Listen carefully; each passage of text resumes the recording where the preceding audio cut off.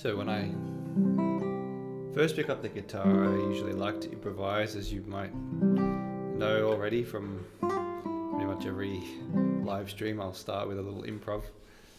And yeah, sometimes it will take me to a key, and then sometimes they'll take me to a piece or a little medley of pieces. So this is C major. I was kind of improvising in A minor, and then meandered around, and then yeah, found my way to C major, and felt really nice to go to that source study. That's study. What is that? That's study Opus 35 by Fernando Saw. I can't remember which number. I'm trying to look it up now. It's one of the later ones. There it is, number 13. Study number 13, Opus 35. So yeah, you're in a key, sort of like, well, are there any pieces that you can play in that key? Sometimes they're nice to medley. And sometimes I'll do that when I warm up. Another one is C major.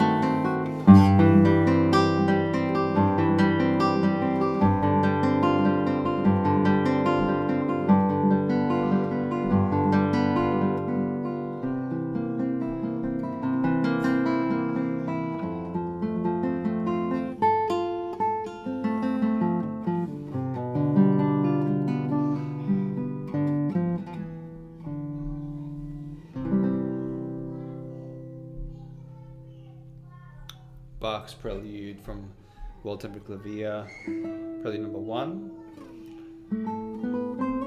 That is actually, I've been doing some routines lately. The beginner routine, that piece I just played is in the intermediate routine, which has some pieces in various keys, very much like the beginner one, but they're more advanced. Let me get that up on the screen here. Intermediate routine. So we have some exercises in C major, and then some studies. The study is the first piece that I played in C major, and then that prelude. Let me bring that up here. Which one have we got here? Oops, I've got to turn this second camera on here, and then let's grab this. I'll just show you this intermediate routine here. So this is like the level up from the beginner one. So these are the exercises: C major triads, roll the octave, and then we get some fretboard. I have one question from someone about fretboard position studies. Now these aren't what I was going to look at, but these are another option. So you've got scales,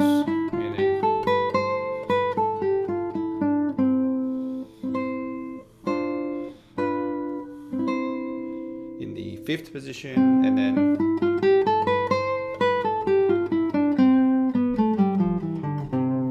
7th, and then changing from 1st to 5th, and then going up to 8th, and adding an arpeggio.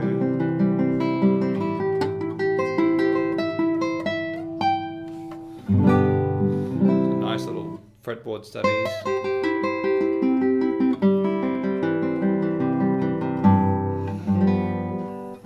And then 3rd, 6 octaves and 10. So that kind of thing can really help with your learning the fretboard in higher positions. But I will share something else later on. And then this is the study I played in C major.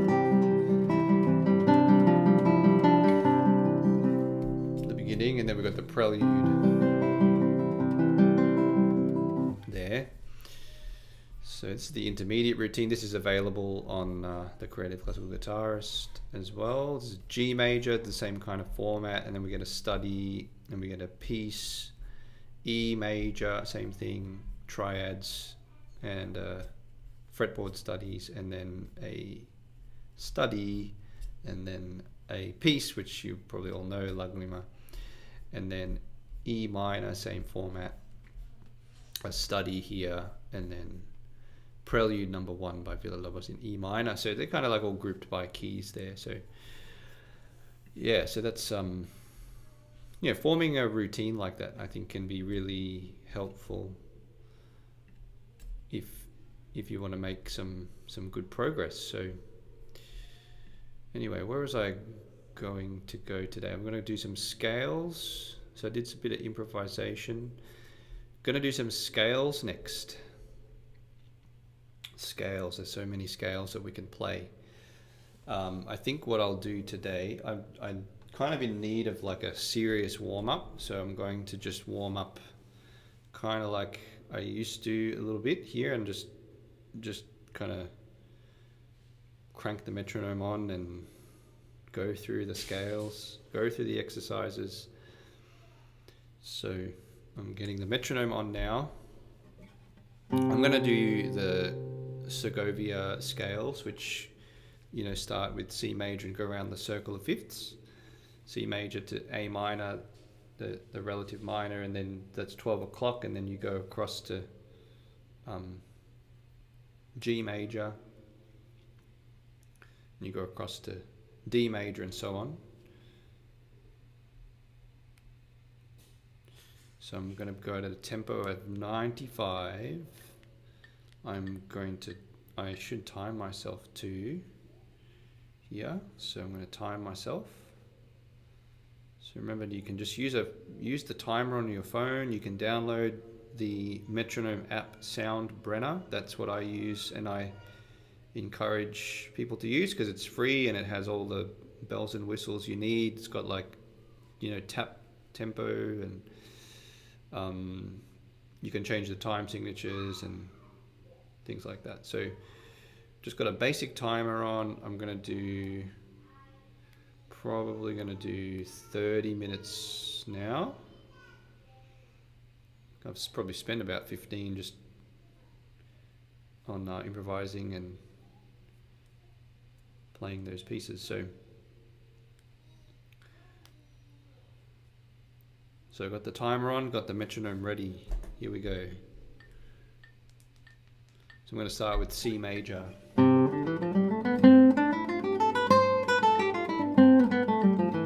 I&M fingering.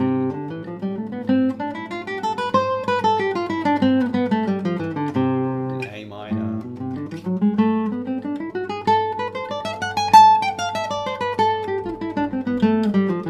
What I'm doing now is called a burst rhythm. Da da da da da da da da da da da da da da, stops and starts, yeah? To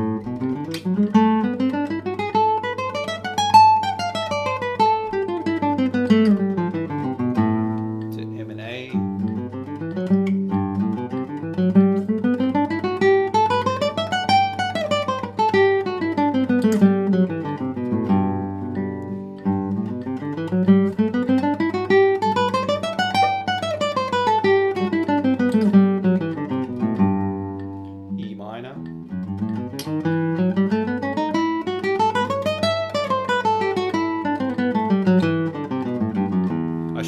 out that the scales I'm playing now are in the advanced routine, so I'm just kind of skipping around different routines here. The advanced routine's got my sort of go-to warm-up, which is what I'm doing now, the Segovia scales, and then Villalobos etudes 1 and 2. So for me, playing through that is a really, really nice way to warm up in a relatively short amount of time. So what is it, E minor? I'm going to speed up the metronome a bit to 105.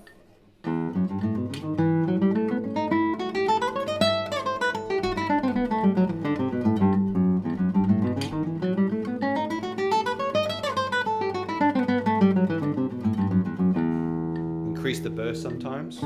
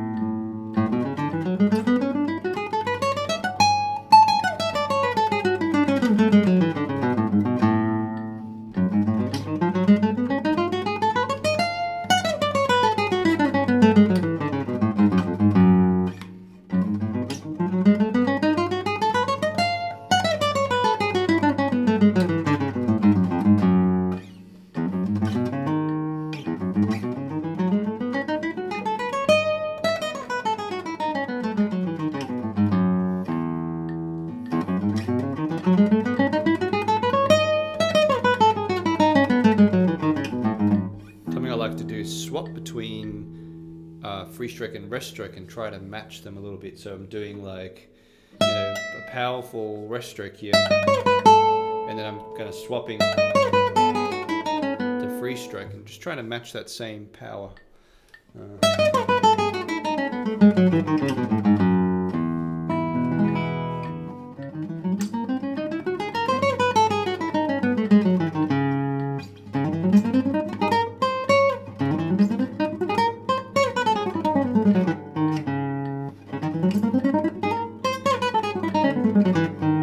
Go to triplets now.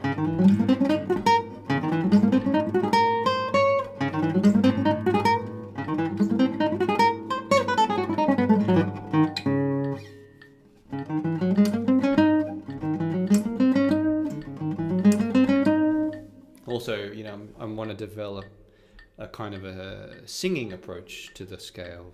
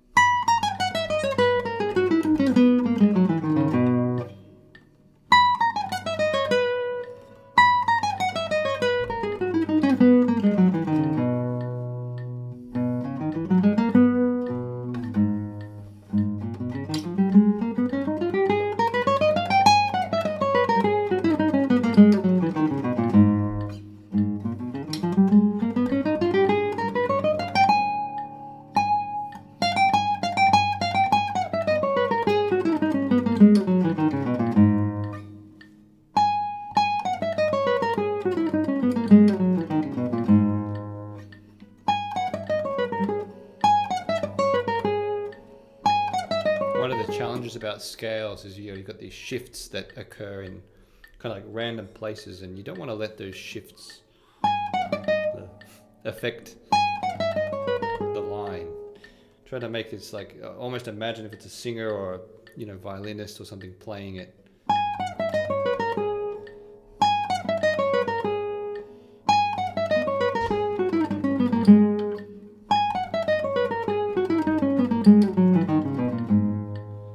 How can you phrase it to be nice and beautiful?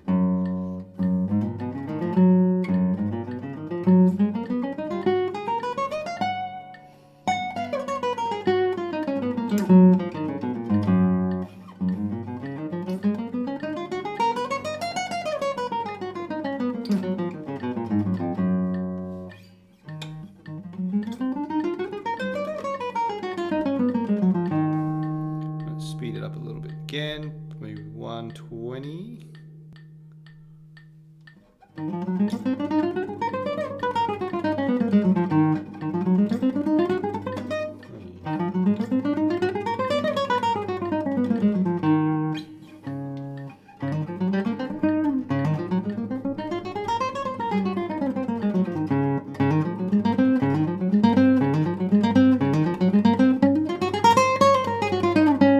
Obviously dynamics as well. I want to get a nice crescendo on the way up.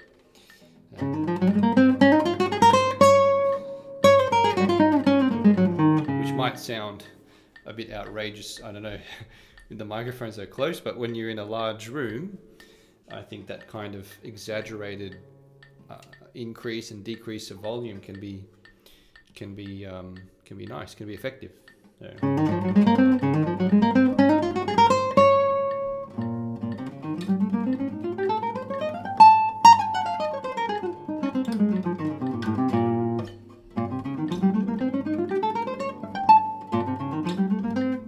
Posture's just gone. My posture just totally went out there.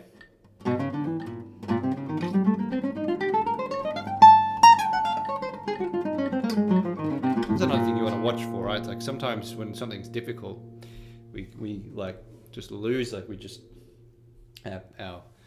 cave in, you know, like that, and that usually makes things more difficult. But if you kind of just relax and pull the instrument to you instead of you pulling towards the guitar, pull the guitar to you, and you'll find that you'll have a bit more relaxation and freedom and movement, range of movement in your body. So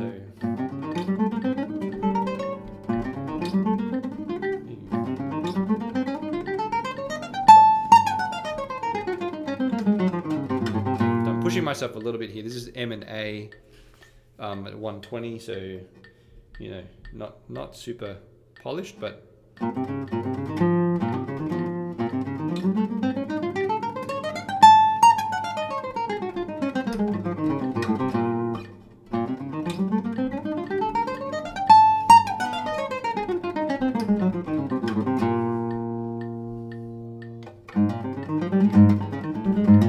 something else I want to try and do is train myself to smile a bit more when I'm playing. So yeah, play a scale.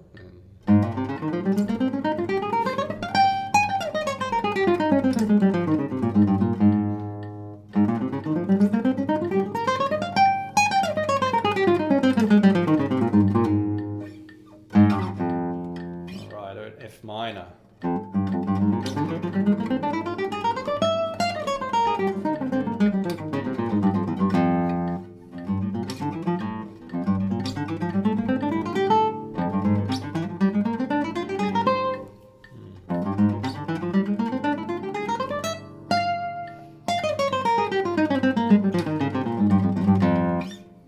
E flat major.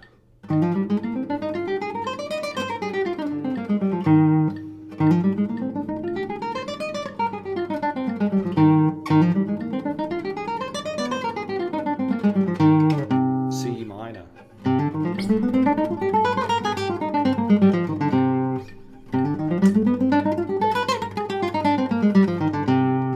B flat major.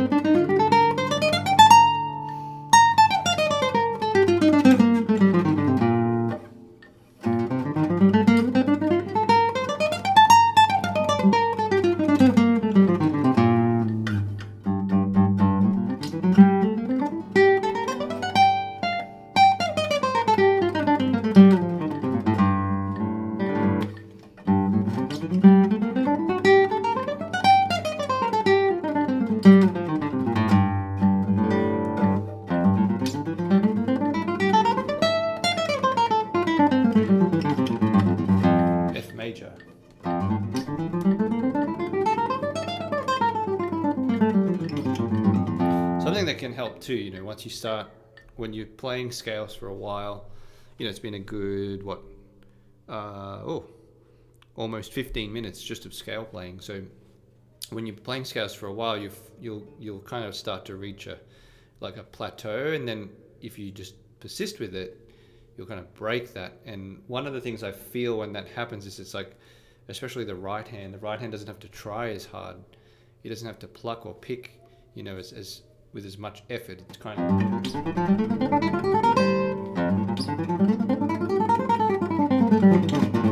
right, that kind of, you know, that I could not do that if I wasn't warmed up first. It would be very difficult. I'd be straining, and so you kind of reach a point. Seems like about 15 minutes for me now is you know, to get to that point. So at the last scale here, D minor.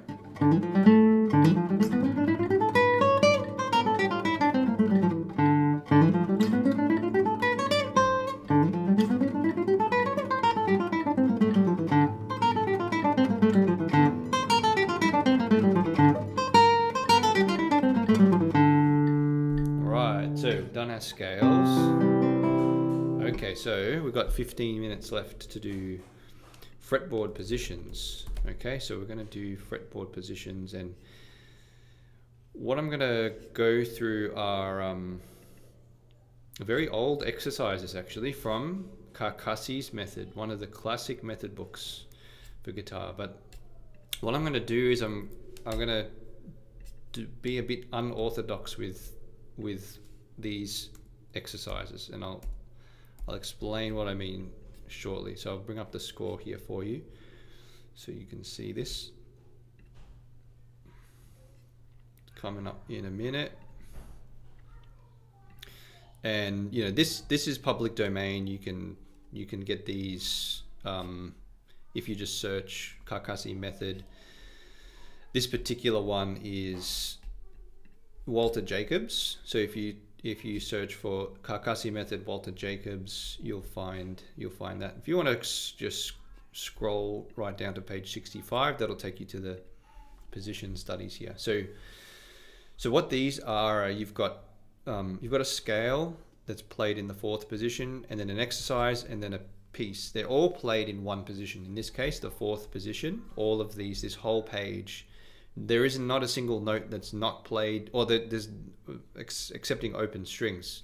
Every note is played in the fourth position. That means you're locked in. The first finger is at the fourth fret, second at the fifth, third at the sixth, fourth at the seventh. There's no exception to that. So you're locked in to the fourth position.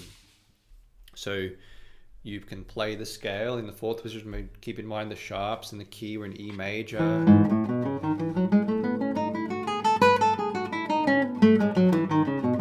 Right, so you can do that.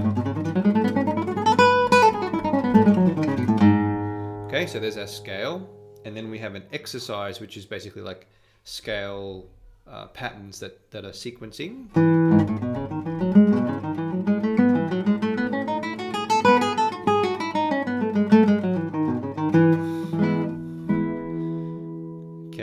Lots of fun there.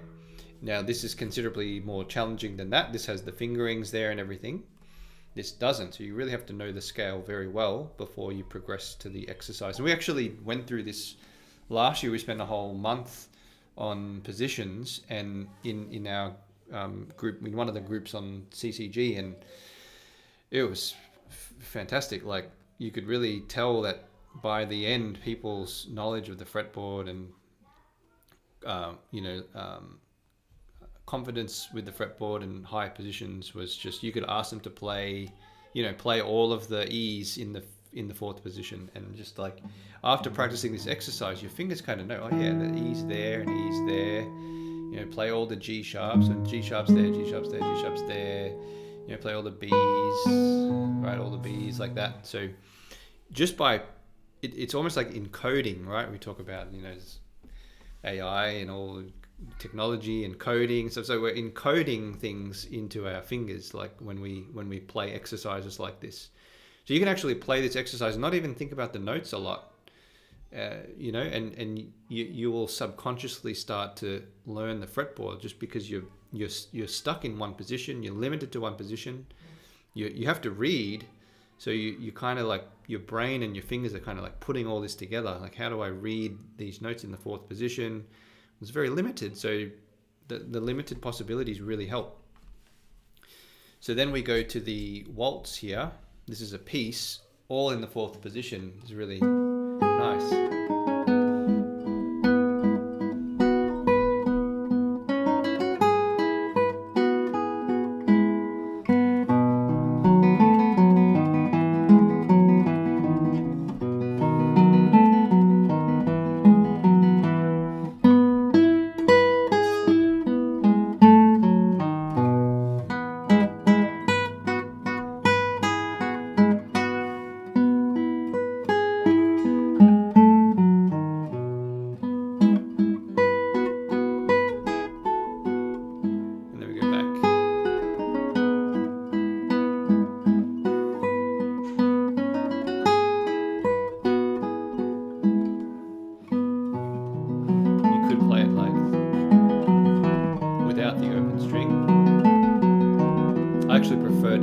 Without the open string.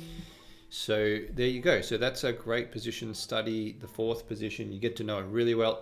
You can just play it. You don't have to think too much about the notes yet. Just play, and you'll eventually start to learn through your fingers and through the instrument. You'll start to learn the fretboard. It's not necessarily an intellectual process. Once you've learnt, once you got a little bit comfortable with the scale and the notes, then you can start to think about, what note am I playing, and finding all the different notes. But just being there and playing in that position can be a great start. It's much more fun too.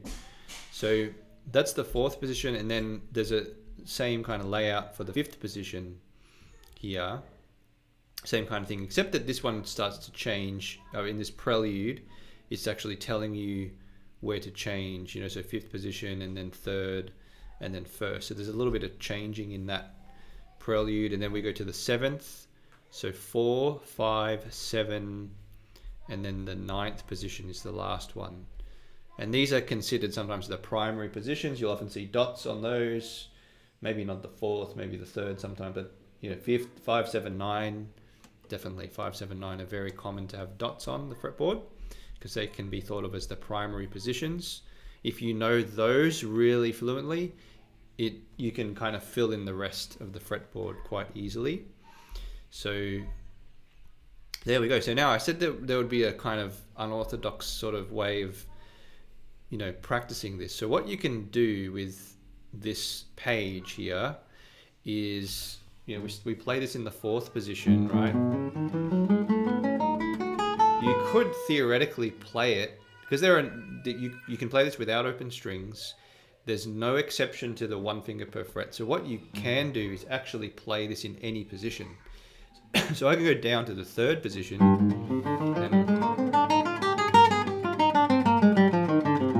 same thing.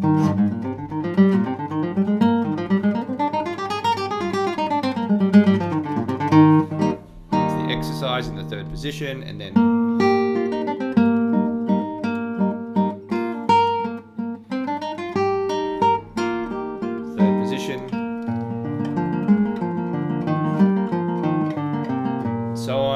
the second position.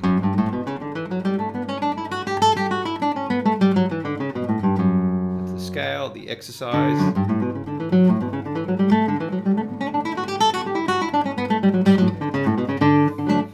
And then the waltz.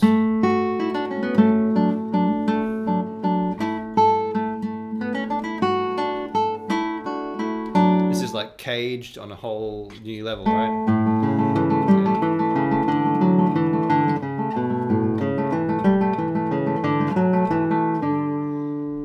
Go to the first position, or you could go up. You can go choose any position, go to the seventh position.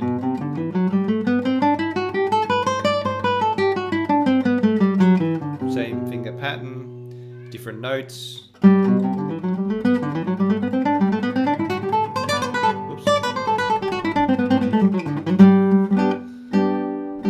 And then the waltz.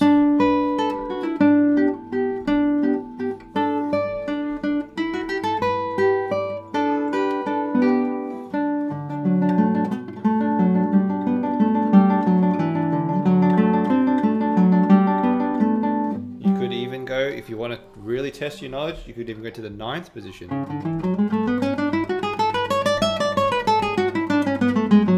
Same scale, same exercise.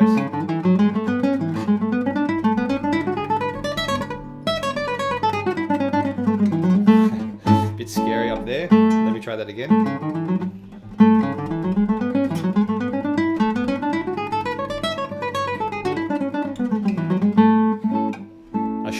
Metronome too. My timing's all over the place, and then we do the waltz. Now in the 9th position, same fingerings.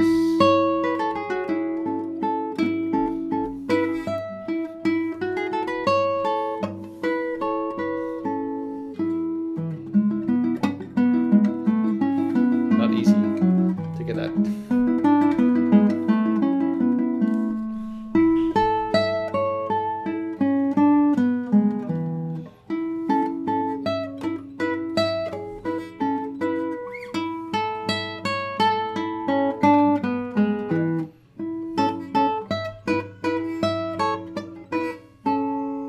So you can choose any position and play this entire page, and that is a really great way to learn the fretboard, because you have to think, you have to really think about the patterns there, and it enables you to play all this great material, and then you can think about the notes. What key am I in? What notes am I playing when I do this page here in any given position?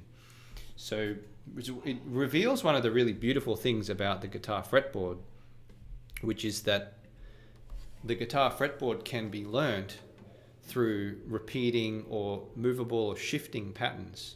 You can take a shape and you can shift that up the fretboard, and or a chord and you shift that up the fretboard. It's kind of that caged idea, right? Where you take C and you can shift it up, and you get the same type of chord, but it's the root note is changing, the notes are changing, but it's the same formula, it's the same type of chord. So it's a pretty neat aspect of the guitar fretboard.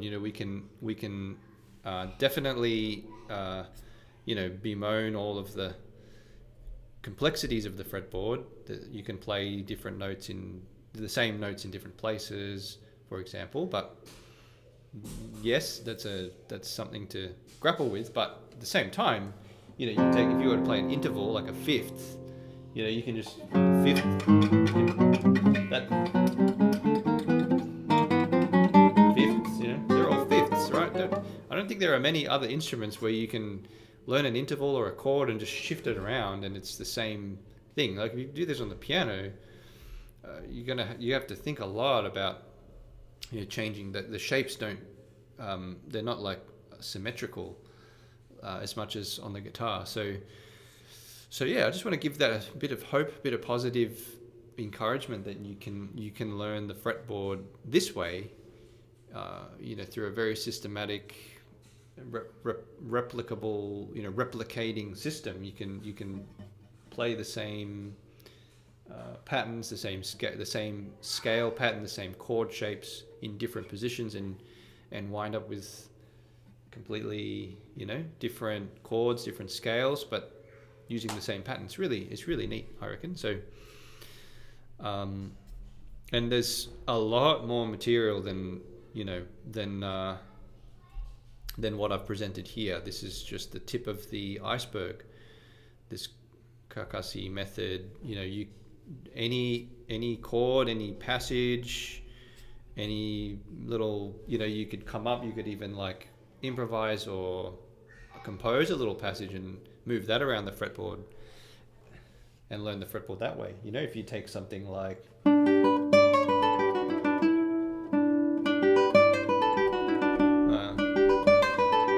something like that, and maybe we could add some chords to think here. Go to the dominant. Let me go to the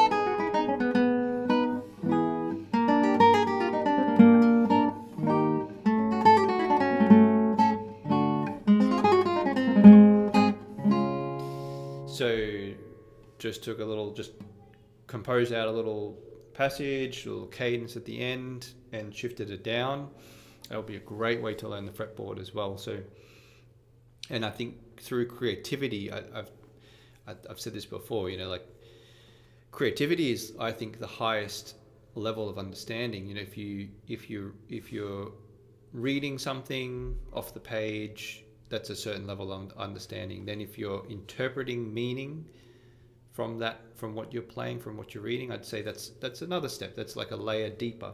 You're going deeper.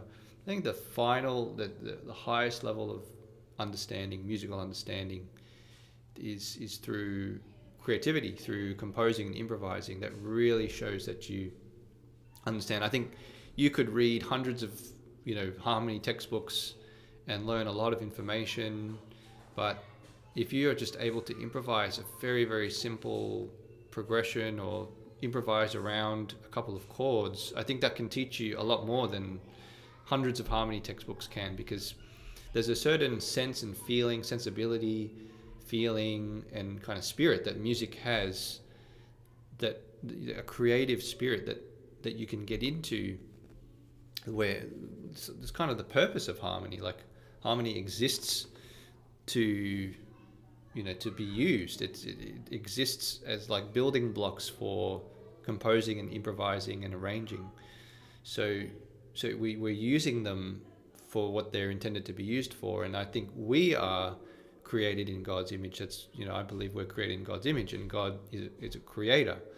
And so when we create, we're functioning in our highest order. Like that's what we're made to do. So one of the things we're made to do. So I think, I'd say if you want to learn anything to do with music, to do with theory and harmony and the fretboard, I think creativity is really the best way to do it. If you're trying to study dry textbooks and watching videos where people are presenting information and reading books, you're getting information, you're just taking in. But the real learning comes when you do something with that information. There goes the timer. So I think I'll end it with that note. So I hope that's encouraging, and I'll be back soon. Lots of things to explore. Let me know if you have questions or, you know, topics you'd like me to explore next time or in the future. So thanks for watching. Bye-bye.